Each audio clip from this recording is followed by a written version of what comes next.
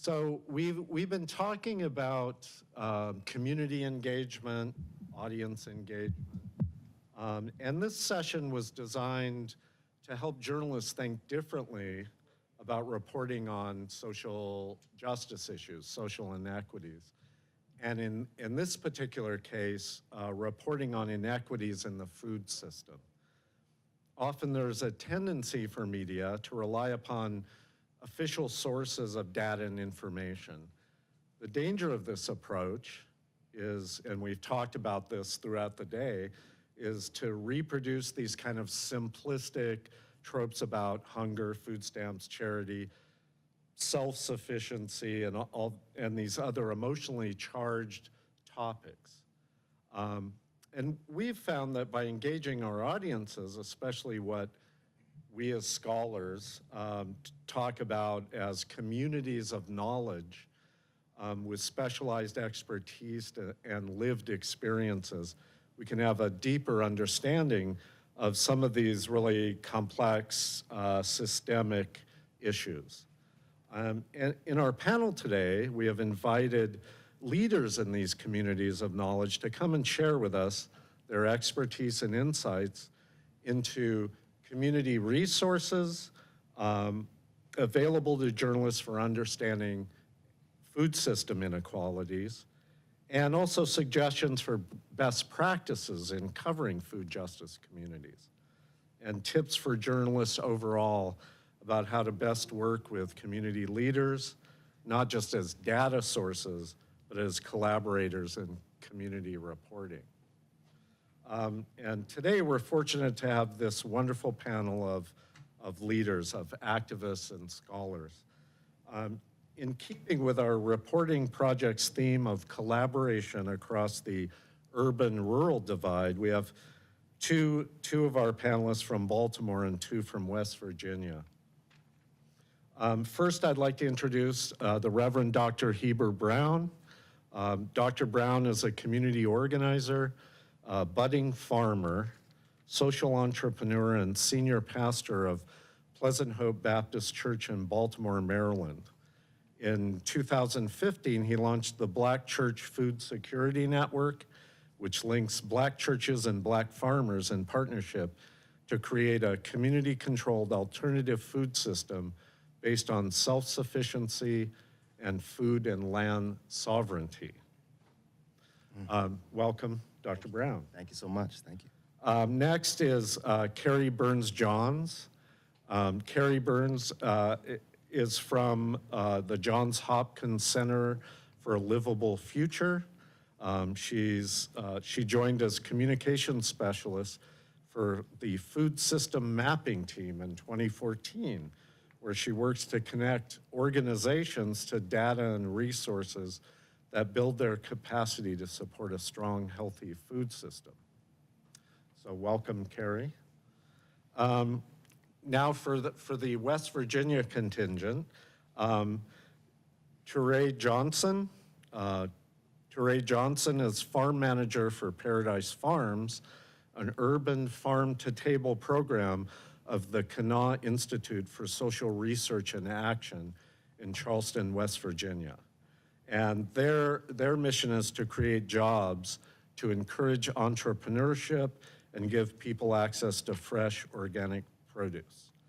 KISRA is a faith-motivated initiative started by Ferguson Memorial Baptist Church in 1993. Welcome to Turé. Dr. Bradley Wilson on the end. Bradley Wilson is Associate Professor of Geography downtown at West Virginia University and founder and director of the WVU Food Justice Lab, an experimental space to create more equitable food systems. Under Bradley Wilson's direction, the Food Lab has launched several projects, including West Virginia Food Link, a web-based public research platform to expand access to information on food resources and to promote local planning for community food security. And so I welcome you all to this panel. So Okay, and I'm going to put this out to the panel, and we can go along and maybe start from here. Okay, we have a room full of journalists here, and you on the panel are the experts in your communities. What is the one thing you want to tell journalists about what they get wrong when they come into your community?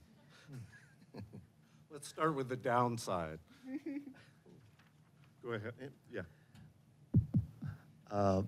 What a way to start. You just met me. Isn't that something? I would say one of the things that would be something I would say that journalists would get wrong is being impressed by that bio you just heard about me. And, you know, I'm making light, but I'm also serious that sometimes people with a lot of degrees and a whole lot of letters behind their name and have official positions, they're not really the story. They might be representative of the story. And so even here today, I represent a community, but I'm not the community. And so to lift me up as if I'm the celebrity and I am the one that everybody should look to, it would be a gross disservice to 83-year-old Maxine Nicholas, who's growing sweet potatoes right now in North Baltimore, and a disservice to Deacon Bill Roberts, who's a herbalist and growing at his church in East Baltimore, the New Creation Christian Church. I think they're more the story. I think they don't have Twitter and Facebook, and so they're not often, or they don't have bios and the like, and so they may often be overlooked. And I think historically, when I even look at, I've studied a lot around the civil rights movement in the 20th century and everything, and we lift up people like a Dr. King, right? We forget about people like a Ella Baker and a Fannie Lou Hamer. There would be no Dr. King without Prathia Hall, Ella Baker, Victoria Jackson Gray Adams, all these women who made King King. And so I really think that's the story. I think that there'll be enough people who chase after Heber Brown and say he's doing something great. But I think the real story is the people who are behind, the people who are really doing the work that I'm learning from. As it was said, I'm a budding farmer, and my teachers are the elders in my community in Baltimore who came up during the great migration of African Americans from the South to the North. Those are my teachers who've been doing this work for a very long time. Carrie. All right. Oh, okay, it is on. And so, like Heber, I also don't want to use myself to represent the Baltimore community, but I will speak for the public health research community. And one thing that I think is really important to remember, at least for public health research, and definitely for my organization, is that when we're doing research and we're doing our work, we are, to the best of our ability, trying to kind of step out of that ivory tower. We're not trying to do research in a vacuum. We're trying to talk with people like Heber Brown, and I want to make sure that our work is being reported in that way. So so one of the projects that I work on in Baltimore City is working to identify food desert areas and studying food environments. So all those complicated things that impact food access in Baltimore City. And in doing that, we're doing research in kind of the traditional sense, but we're also working with the city's policymakers. We're talking with community members. We have our resident food equity council that we're now working with. And so when reporters or when anyone's asking about the research, I want to make sure that those other things are asked about and mentioned too, because they're just as important. Research shouldn't in this world be happening on its own. It should be happening with policy and with community in mind.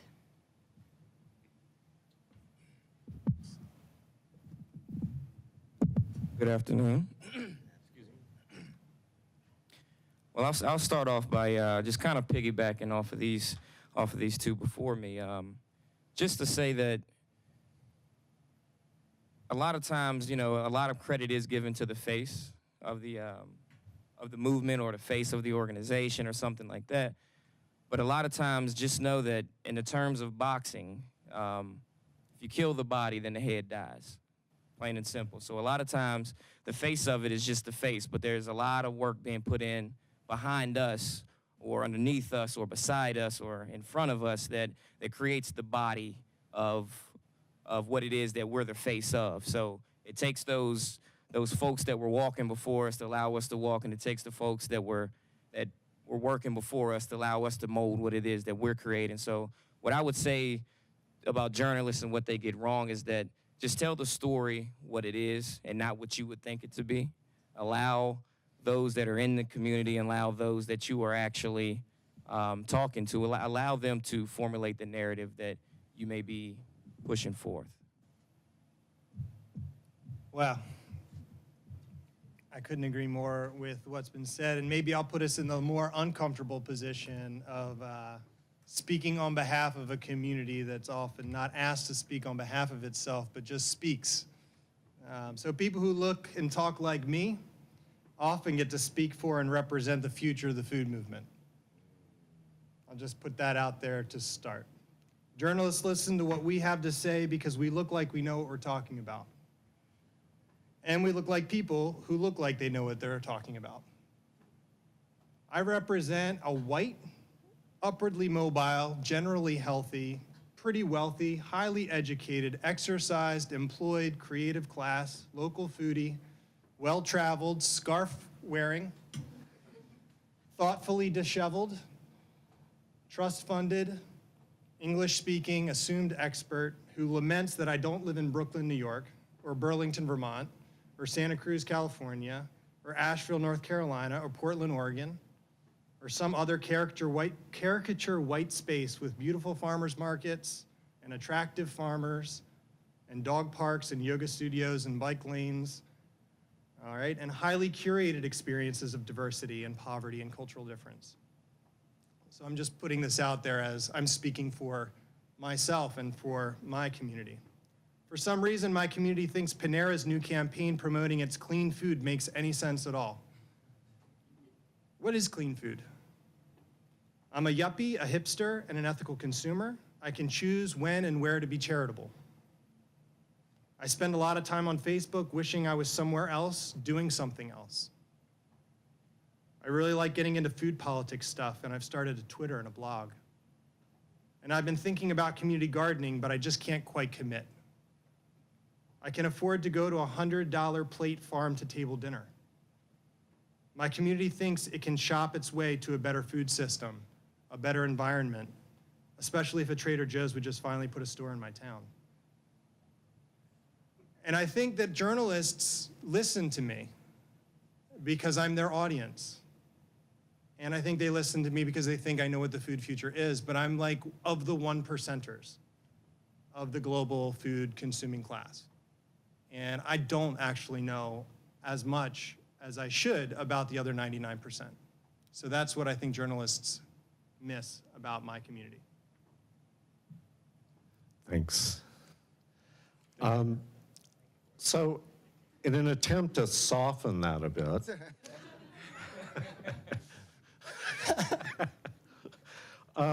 share a positive experience you've had with a journalist and why. What did they do right? And I'll just open it up to anyone who wants to. Yeah, go ahead. All right, positive experience, I'd say it was approximately, I want to say about a year and a half ago, I had just gotten to the position of Paradise Farms manager, and a young journalist who I believe was probably her first or maybe her second story. So she was kind of new to it as far as being out in the field goes. So she had prefaced the whole interview by saying that she did some research on the organization.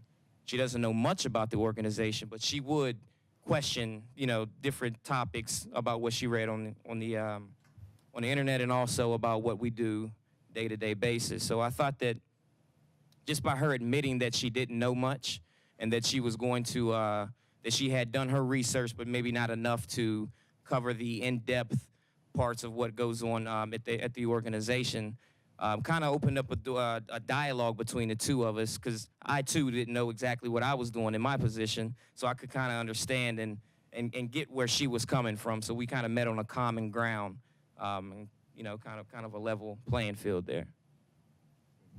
Thanks. Anyone else? Anyone have a positive experience with journalists? Yeah, I've had some good experiences with journalists, Joel. Absolutely. No, I think, I was gonna talk, well, Jake Lynch is in the audience. Glennis Board was here today. I don't think Roxy Ta was here today, but some really excellent journalists here in West Virginia who I feel like had a really honest conversation about what their angle is on this piece that they're writing, or on what they're trying to accomplish with their coming to visit us and talk with us about things. And we're really honest about taking advice on who to speak to next, and followed up and did those interviews and then came back and had more questions. And I feel like a lot of times there's this assumed value neutrality in journalism, and maybe that's something that's sought after in a particular kind of journalism. But I'm looking at now this, and I'm thinking like, value neutrality is not where we need to be right now. We actually need to be in hard conversations with our informants and address the most important and critical issues of the day. And so, again, people like Jake and Glennis and Roxy, I feel like, in a sense, demonstrate a certain kind of vulnerability in having conversations with their informants, not in so much humility, but really vulnerability, and are willing to share sort of what their angle is on the story so that I can challenge it in the ways in which I answer my questions, rather than it being like a series of questions that but I don't really know what they're getting at, like, or why they're getting at what they're getting at. Because then they can leave and then write this story that totally misrepresents, in a sense, what I'm having a conversation with them about, what I think I'm having a conversation with them about. So having a sense of what the angle is of the story gives me a chance to honestly weigh in on what that journalist comes in with a bias about, and I've found that with Glennis and Roxy and Jake, that's something that you can do. So. Okay. Carrie? And so there's a local radio host in Baltimore, Marc Steiner, and he covers a lot of social justice topics. He also has a show every Thursday on food and agriculture. And he does a really great job of when he does talk to, I haven't personally been on his show, but when he talks to a representative from our research institution, he does not make Johns Hopkins and the research the story. He makes the whole picture the story, and that goes back to what I said. It's, maybe we don't always do a good job of considering all the different elements, but he does a really great job of bringing in those other voices, the people who are working on policy, the community, even people that we never would have considered, and he brings them to the table and gets their view on things. And I feel that really benefits, the story that we're trying to tell through research, and it helps us learn and continue to grow in our connections and what we're considering ourselves as well. Yeah, I would say that a lot of positive experiences for me with journalists was centered around, well, a couple of things. One, when journalists take seriously my time, it's more of an enjoyable experience. And what do I mean when I say that? I'm saying when a journalist shows up and it's obvious that they've done some research before they got to me. Like, please don't ask me the stuff that's already on the FAQ page on my website. Yeah. Like, please show me that you've done a little bit of research. Come, as was said, come with your questions. And even come with what others are saying that might be contrary to my perspective of my work. I want to engage. If we're going to have a conversation, let's have a conversation. But if you come and it's a very basic, I don't have a lot of fun with those. Even though I recognize that has a role and has a place too. I would say too that when another area of honoring my time is when, like, I know journalists are under deadline and you got a lot of pressure to get this story done, get it out, all that good stuff. But the work that I'm doing also has some very important deadlines. So can we find when a journalist says to me, hey, can I meet you at the farm, or can I meet you at the garden, or can we ride together, you know, to a meeting you're already going to, or something, a rally or something you're already going to. I appreciate that because I've had interviews where people want to meet me in some off-beaten path, completely out of the way of what I'm doing. And every minute that I'm with you is a minute I'm not doing this crucial, critical work in my community around. I mean, this is not just like some, oh, this is so fun. We're growing sweet potatoes. This is so fun. No, this is a matter of survival. This is a serious issues that intersect with so many other issues in our community. And so honoring that means, hey, walk with me. Let's walk and talk. Oh, better yet, last couple of years ago, and today is a very, it's an anniversary date for uprising in the city, and a lot of people in the city are talking about the uprising in Baltimore. And we had journalists, and I had journalists calling me from literally all over the world. And we also had activists from all over the country too, kind of parachuting into the city and coming in and doing whatever.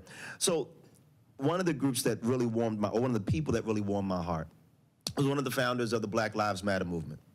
And she and whole crew came to Baltimore, and they said, you know, we want to do this, that, and the other. We want to help, this, that, and the other. And Baltimore can be funny. So a lot of the activists in the city, when these Black Lives Matter folks were coming around and trying to do whatever, would try to give them a test to see if it was worth our time to be with them. One of the tests that I gave really, was I asked the Black Lives Matter folks, I said, meet me at my church. They said, why? I said, because we're packing food bags at my church. And I want to see if you can slap a peanut butter and jelly sandwich into a bag and do that for 2 hours with the fruit and other stuff that we have. And if you do that, then we can talk about any of the other stuff that you think you want to do here in the city of Baltimore. Why did I do it? I want to see how serious you are. Are you serious about the issue? Is this some just random story, or this is some way that you could become a Twitter celebrity? Like, how serious are you about the issue? And I know all of that might not apply to a journalist, but I pray that some of it does in the way that honoring the significance of the work is important, and even being willing to roll up your sleeves a little bit to get into it. Really experience, don't just tell the story, experience the story. And I've really enjoyed those kind of connections, and there's a lot of, well, the majority of the journalists that flew into Baltimore a couple of years ago I don't speak to, but there are a couple who will still text or send an email every now and then just checking in, and I appreciate that as well. Yeah, I think we touched on some of that, some of the speakers did about, engaging the audience doesn't mean you come in and just take and leave. Mm-hmm. And you educate yourself, and you respect, people's time. I wanted to ask, in terms of the food system and food access, what is underreported? And what resources are available to better cover that particular issue or topic?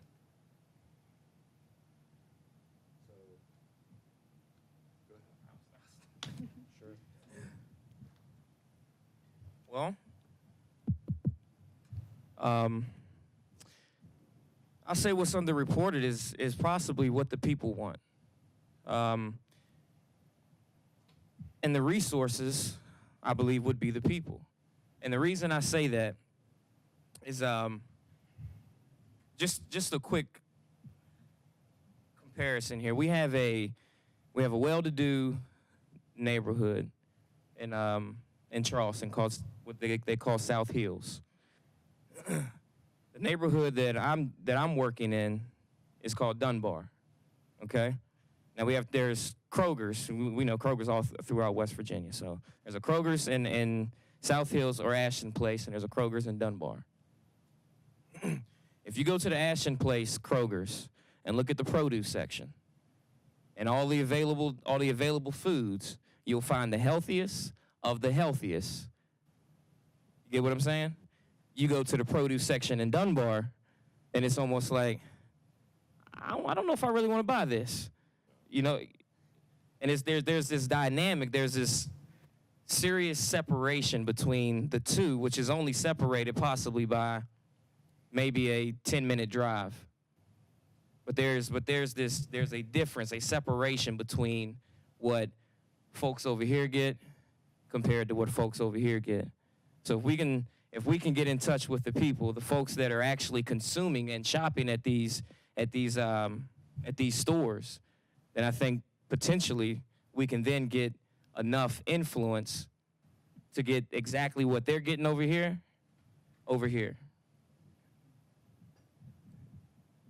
So it's an access issue and a disparity. Who else? If I really appreciate what Dr. Wilson said earlier, and it gives me, Dr. Wilson, right? Yeah. And it gives, it's one of the things that makes my heart sing when it comes to historical context. And I'm appreciating that more and more the further I dig into this work and the more I avail myself to be a student of the story as it unfolds and my journey as it unfolds. That it's like food justice didn't just start like a couple years ago. You know what I mean? Like, we do realize people have been doing this for generations upon generations, right? And like even, you know, in terms of underreported, I want to add to that even the framing that's oftentimes used. Like there's this very rigid framing, and there's a face of what does a food insecure person look like? And we have this very rigid idea of what that face is. And if the reporting just goes with that rigid framing and that face, well, it leads you to this very, you know, expected, not surprising conclusion. We have to fly in and save them. But what if we didn't just abide by that rigid framing?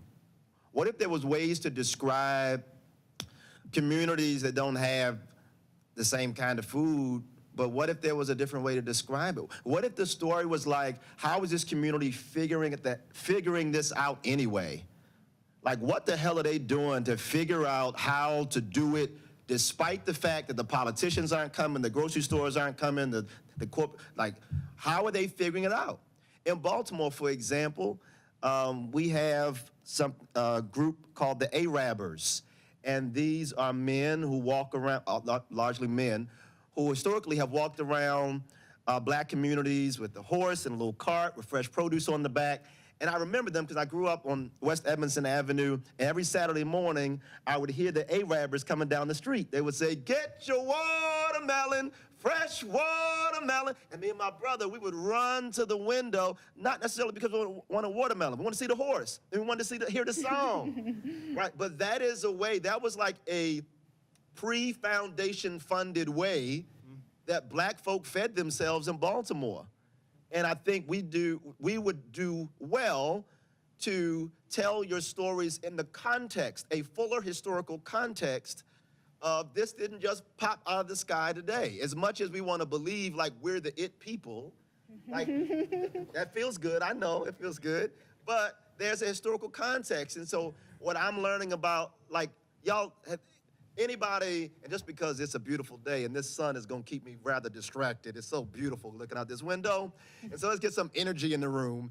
If you ever heard the name Fannie Lou Hamer, snap your hands. Let me hear you snapping. And when you hear the name Fannie Lou Hamer, pop quiz, when her name and her face come to mind, what is the line that oftentimes immediately comes to mind when you hear Fannie Lou Hamer? I'm sick and tired of being sick and tired. That was the line. Like her whole life is boiled down to that one line. But when we honor her story, she wasn't just about voting reform, and she wasn't just about starting the Mississippi Freedom Democratic Party with Ella Baker and Victoria Jackson Gray Adams and the rest. She wasn't just about even changing the existing system. In the last about 8 years of her life, Fannie Lou Hamer moved and pivoted to food and land sovereignty for black folk in Mississippi and partnered up with Dr. Dorothy Height of the National Council of Negro Women. They purchased 640-some acres of land, started Freedom Farm, Dr. Dorothy Height purchased about 50 pigs for the effort. They had a pig contract, and they made families sign a pig contract that said, when this pig has little piglets, you got to donate 2 piglets back to the bank so the next family can get 2 pigs as a way to empower themselves. The last 8 years of her life, that's what Fannie Lou Hamer was doing. That is a story worth telling, and I'm so grateful and thankful for Jessica Gordon-Nimhart in the book Collective Courage, who writes about African-American cooperative economics and cooperatives. I'm so glad that she told that story. And Vernon Johns, the predecessor to Dr. King at Dexter Avenue Baptist Church. Dr. King gets to Dexter Avenue Baptist Church because the church kicked out his predecessor, Vernon Johns. They kicked him out not because he was stupid or rude, or, well, he was rude, but he was a brilliant man. But they kicked him out because he had all the letters behind his name and the titles in front of his name. And after he would preach on Sundays, he would sell watermelon and produce out front the church. And this was a high cotton Black Baptist church. That's my family, we call it high cotton. They would drink their tea with the pinkies out, that kind of thing. And they didn't like the fact that Vernon Johns was doing this, but he did it anyway. And and after he gets kicked out of Dexter Avenue Baptist Church, he starts something called City Farm Enterprises, connecting farmers and churches and restaurants. This is the 50s, ladies and gentlemen. So I just want to say, I think we would do well to, at best, see ourselves as the latest chapter in a long and storied book, as opposed to this brand new thing we're doing. Nobody's ever seen it before. I think we all probably would do well to go back to grandma's house. And there's some stories at grandma's table, whether your grandmother's living or not. There's some stories at that table that I think would further deepen and open our eyes and awaken us to stuff that's always been. And it might be some nuance today, but it's a beautiful song that's been being sung for a very long time. So, yeah. Can we go? So, in terms of that, of getting that historical context that you bring to reporting, what are the resources for that in communities? Who do you go to for that? And I know it's not as simple. I think to some degree there's a question of who. I guess one thing I would say to step back to put in to further kind of put into context what it takes to place those stories in context is that this isn't about food.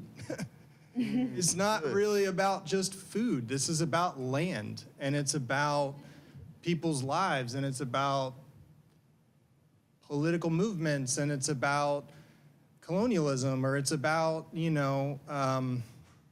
it's about struggles that are about a lot more than just food, and I think food is an optic through which to talk to people about these issues, and it's an entry point in, but Collective Courage is not a book about food, but I just taught it in a food justice class because it's the only way to explain Cooperation Jackson today, or to explain the history of the Black Panther movement and its impact on school breakfast and lunch in the United States today. West Virginia leads the country in participation of children in the breakfast program.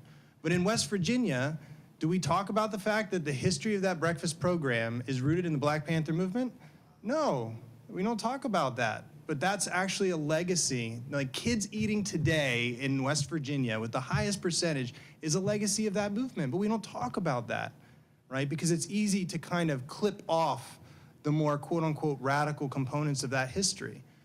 And I think it's also really important to understand, and again, the question of who do we talk to about these things? These are the elders in our community, the people can share those stories. It's talking to historians, it's talking to people who are digging up those stories, or talking to our grandparents, or talking to people who do not look like us, or people who do not share the same political viewpoint that we have, and trying to get at, again, a deeper understanding of how food systems are changing. Some of the places that I've learned the most about changes in our food system, for instance, or the stakes of the contemporary context are my dad or my mom, who talked about the fact that they used to get produce delivered to the house and dropped off in the supermarket. And so when I talk to my students they say, we really need to change this conventional food system. And I'm like, there's nothing conventional about this food system. There's nothing conventional about Kroger selling produce. I mean, that's like 92 or 93 or 94 is when we're talking about grocery stores doing large-scale fresh produce. Like in West Virginia, maybe even more recently. So, you know, I think it's important to talk to people and get into these conversations, and it's about more than food. It's like, well, what has changed since you were a kid? You know, like, and then people start making connections, you know, in ways that you maybe didn't think about before. And reading history and understanding place-based context, and then later asking food questions. Because again, the food focus is a product of a whole food genre of writing, and Michael Pollan making food journalism a thing, and, you know, Eric Schlosser, and, you know, Jamie Oliver. And if you're not thinking again about who these people look like and what they're talking about, you know, it's like we have a lot of work to do to unpack and tell different kinds of stories. And I mean, read Collective Courage. That's like the first thing you should do when you leave this room, is like read that book. It's a powerful one. It tells stories about Bluefield, West Virginia, starting one of the first consumer cooperatives in a historically black college here in West Virginia, Bluefield, you know, and it confronting tremendous backlash from the state and from local community against the formation of a consumer co-op that today, you know, consumer co-op, that's like where I go get natural foods. It's like, no, this was like a lot more than that. You know, it was about community, and it was about, you know, working together to address inequality and stuff here in Bluefield, West Virginia in 1912. I mean, so these are stories that have to get dug up. Yeah, and I think the point about both the historical context and that a lot of these issues are not about food. If you look at redlining in Baltimore and where that historically happened, and then you look at a map of the food deserts in Baltimore, there's a lot of correlation there. And I use the term correlation and not causation because I'm a researcher, but that's a really important context to consider. And it's also really important, so I don't love the term food desert, but it's a term we use. It's a term we use often because it speaks to policymakers, and they have the ability to make some change. But the impact of the food desert, the things that are creating these areas, this is not new. This is not something that, you know, we coined the term I don't know how many years ago, but this was something that was happening well before that. We just happened to come up with a catchy phrase that we use to describe it. But there's, you know, this is something that's been happening for a while, and then there's a whole history behind why, and it's really important to understand that.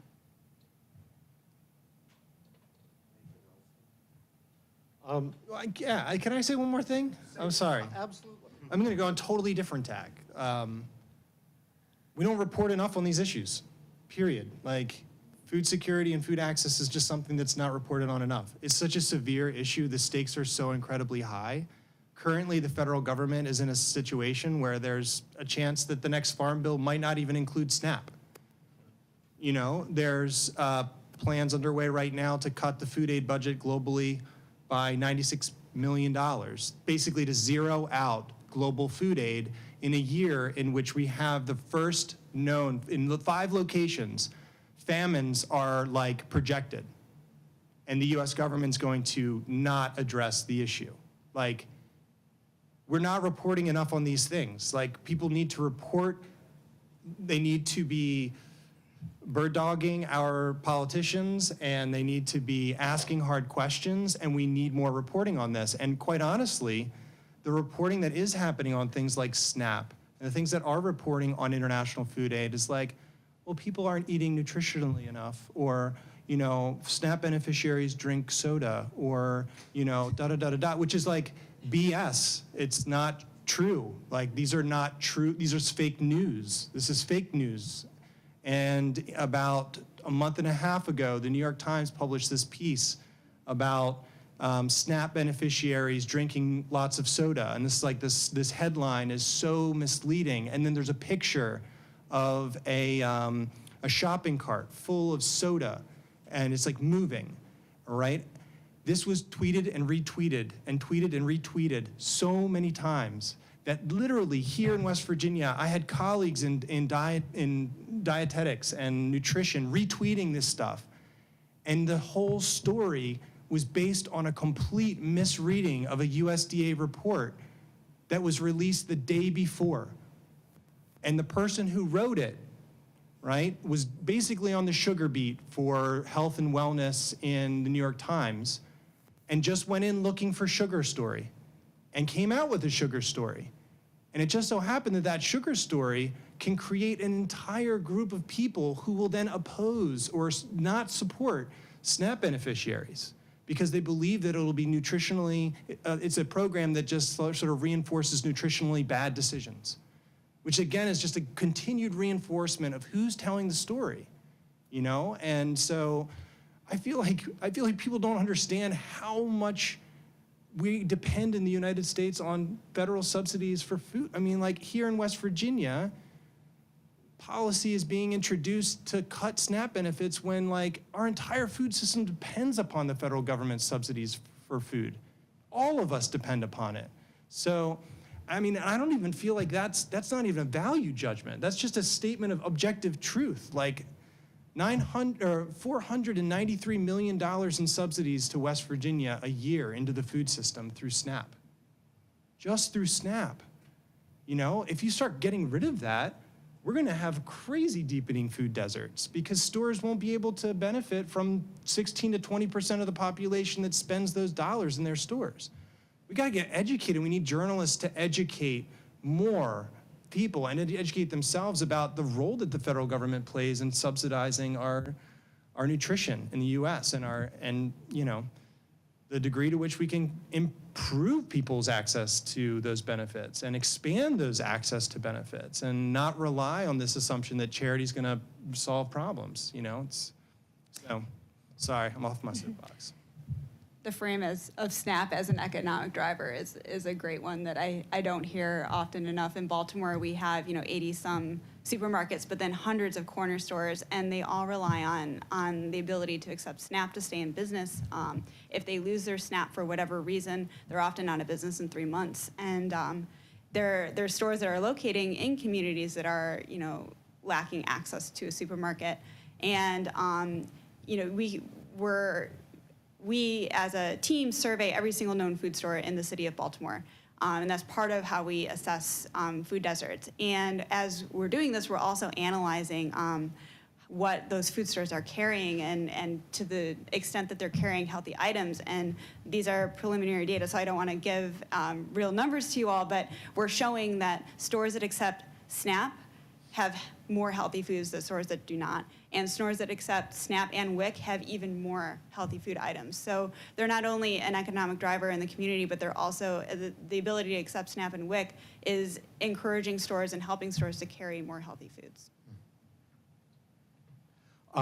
We have like 5 minutes left, so I'd like to open it up for questions.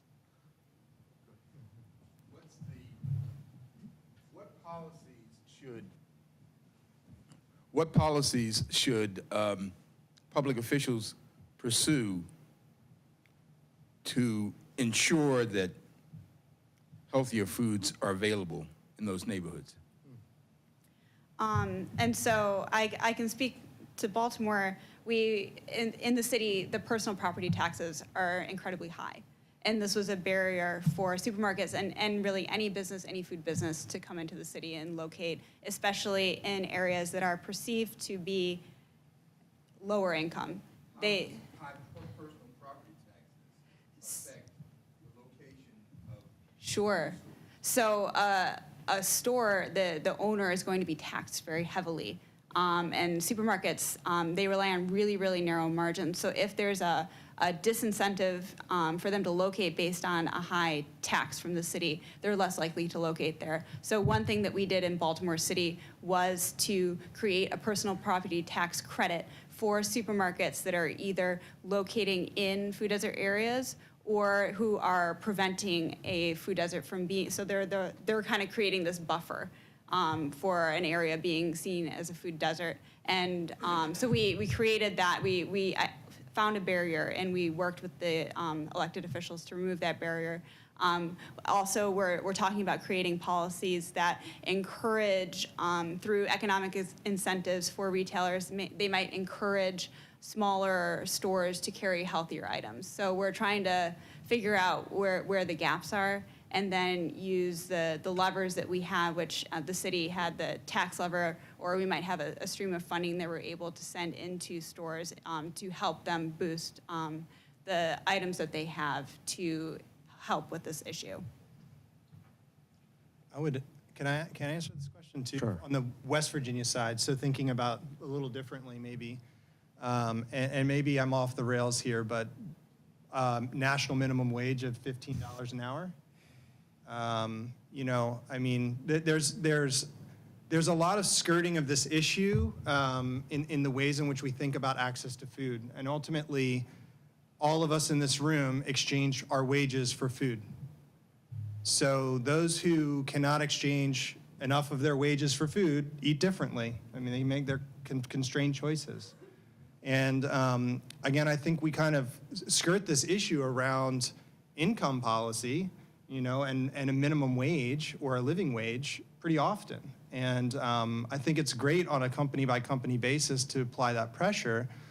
But probably the single most important thing that the Obama administration did to improve access to food was paying, you know, their public employees a higher salary. I mean, because then they have the power, they have the purchasing power to then keep stores in place and to spend money that's not federally subsidized. So there's, I think, a lot in minimum wage policy that can be done. On the other kind of creative solutions, you know, we massively over-subsidize a very particular kind of production of calories in the United States, a lot of feeder crops, and we don't subsidize smaller scale agriculture and local and regional food production, you know. The Reverend's gonna confront some real difficulties in scaling up production at a certain point in time, and out in the Midwest, there are major growers who get massive subsidies and commodity purchasing programs that keep them afloat, even though they're not really competing in any way, shape, or form in the free market. And yet we expect local producers like KISRA here, right, to just pull a rabbit out of the hat and compete on lettuce prices with massive, you know, California-based lettuce producers. And, you know, it's an unfair playing field. And so figuring out ways of subsidizing or providing subsidies not just to big ag, but also to small ag. And that can really be a huge kickstart for more locally and regionally based food systems to emerge. So I think the federal government has a really big role to play in trying to kickstart and really move local agriculture and regional agriculture forward. Other questions? Yeah. Some pretty severe kind of outlooks here and kind of indictments of the system. Where do you see the most positive work being done, the most fruitful shoulder to the wheel?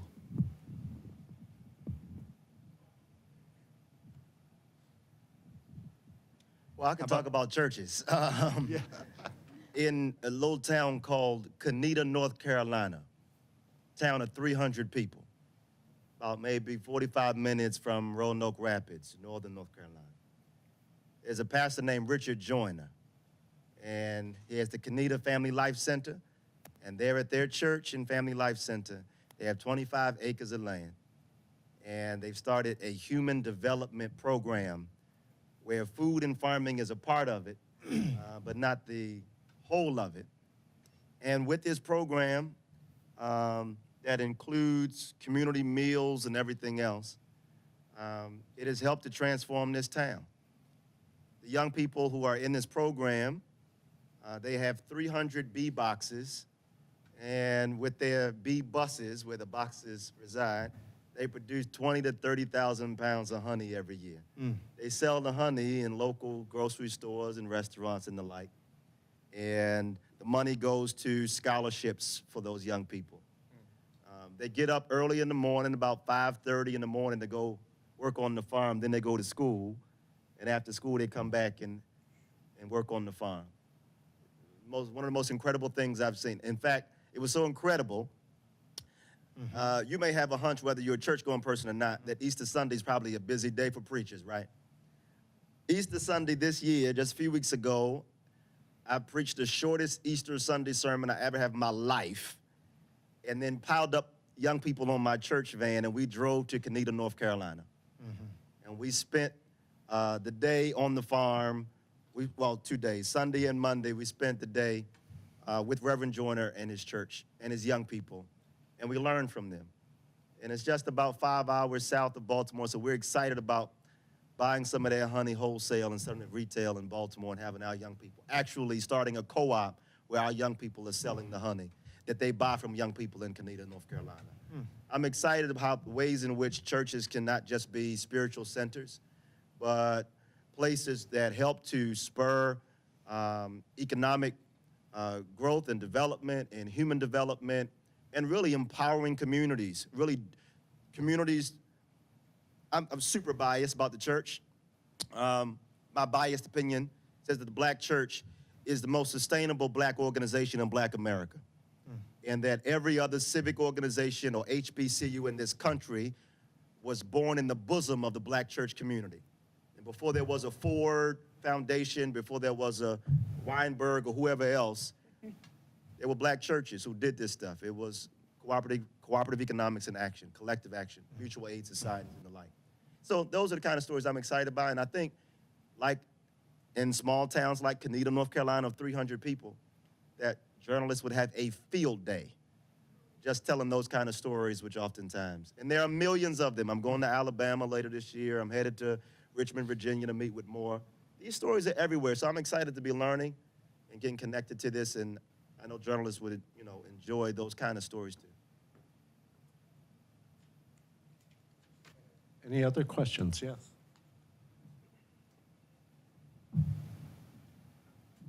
For those of you with insight into rural food insecurity, how much does hunting contribute to high quality protein?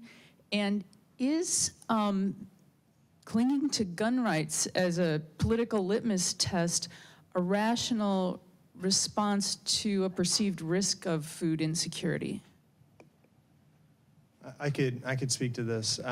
So 3,000 black bears were killed this year in West Virginia, and one of the questions we have in the lab is how many entered into black bear shepherd's pie, which we've heard about is kind of a delicacy in certain areas here in West Virginia. So am I making sense here? Black bear shepherd's pie, 3,000 black bears killed, and curious how many of those black bears are stuffed and how many are eaten. And the same thing could be said about deer, and the same thing could be said about, a lot of other live game in West Virginia, which is a very big, as you say, it's a significant source of protein in winter months and really all year round. But there's really no data collected on that. There's data collected on the wildlife. So DNR, Department of Natural Resources, collects that. Likewise with fish and trout, because they stock the streams and they're tagging and they're tracking the movement of that. But there's not a lot of data on human consumption or where those enter back into the food system, except Hunters for the Hungry programs that support food banks and link up to food banks. So in about 3 months, I'll have a better answer for you, because we actually are going to be doing this research with DNR to collect this data to find out where the kills are happening, and then to understand perhaps through local community connections how much of that's entering into a family's food budget for protein in a given year. It's funny, again, in a quote-unquote first world environment, right, to be doing quote-unquote third world hunting and gathering analysis. But I think your question is a really important one, because here in West Virginia, the culture of hunting is an important entry point for having conversations about food security. And it's a way in which people do relate to one another. And yeah, I think it would be such an amazing hook if there was a link between gun rights and hunting and food security. But I think it's important also to just de-link those things, because I'm not sure that everyone clings necessarily to their guns for X, Y, and Z reason. I just think that there's a history in West Virginia of hunting, and you need a gun to do it in certain respects. You need a bow to do it in other respects. that families participate in. And I think it does play a role in supporting not just individual families, but entire communities. You know, in Alaska, maybe common, you know, to think about hunting or fishing as a base subsistence lifestyle. But in rural West Virginia, absolutely, subsistence is very important. There's people who grow 25% of their vegetable budget for an entire year and can it. You know, we have data on that. We know that. But no, there's not been a big enough study to actually provide any conclusive evidence, but we're trying to move toward that because I do think that it's a significant source of nutrition, you know. And it's cultural, absolutely, it's important.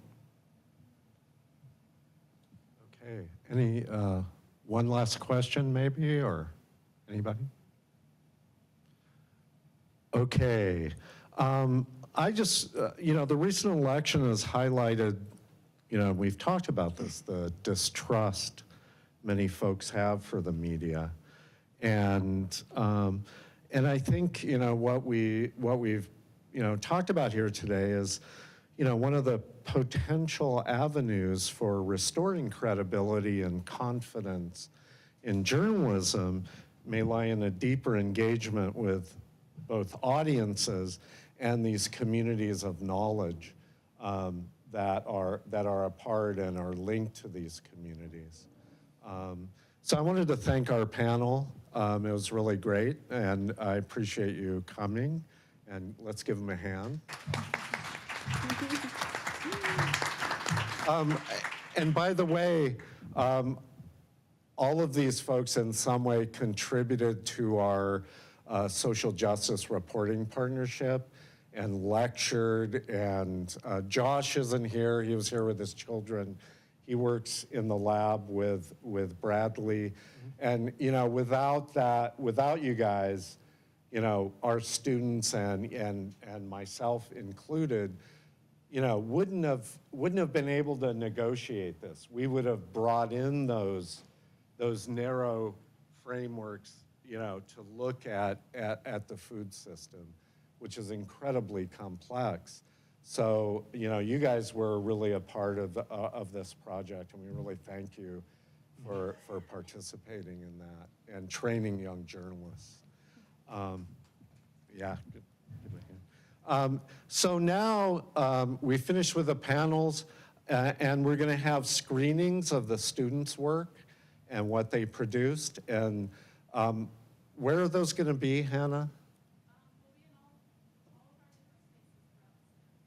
Yeah, all of the different spaces. So grab a drink and come around, and the students will be at these stations and talk about what they produced. And I hope you'll stay in and you know, engage with them about their work. Thank you very much.